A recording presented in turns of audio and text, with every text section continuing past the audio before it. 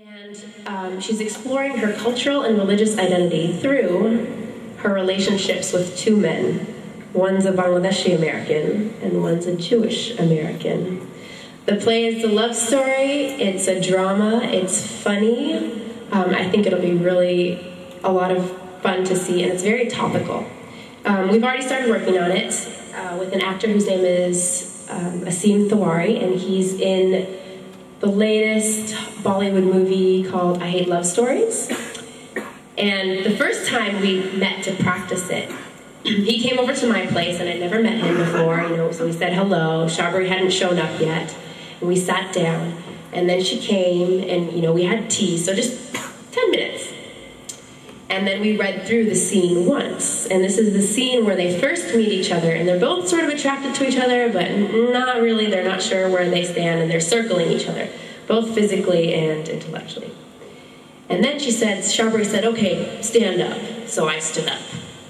And she told the scene, stand up. So he stood up. Now she said, stand belly to belly. I've just met him. And so I'm standing with him on my belly and no place to put my hands other than around him with my script on the other side. And we're standing like this.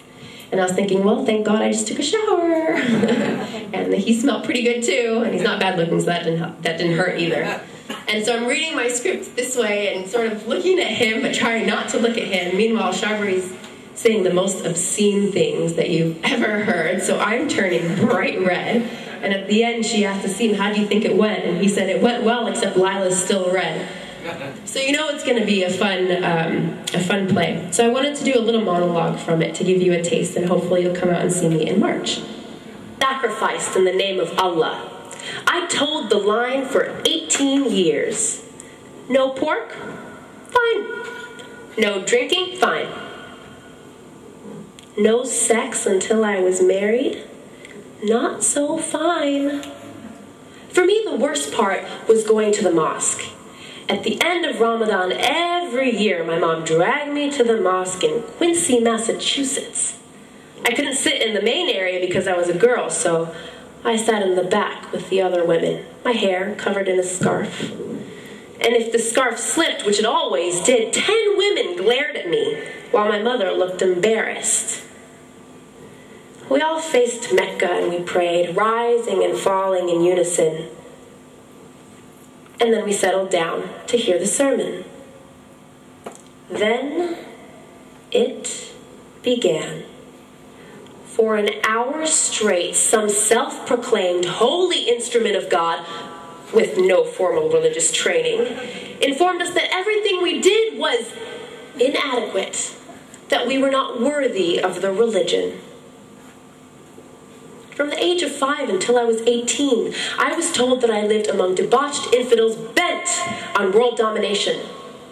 Apparently, these infidels wouldn't rest until every Muslim had been converted.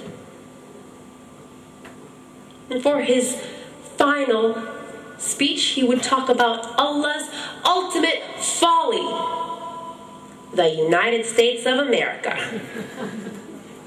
I have to admit, he had his moments. His Halloween is Satanic sermon was particularly energetic. He thought it was unnatural the way Americans carved up an orange squash to look like the devil and then gorged themselves on candy. I was American. I wasn't buying into any of it.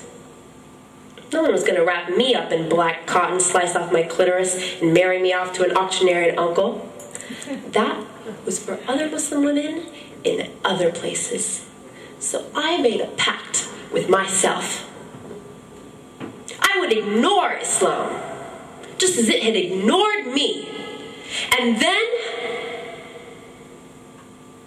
it became personal. It came into my life, into my bedroom, and stole from me my peace of mind, my happiness, my hope. It had intruded, and I had to fight back.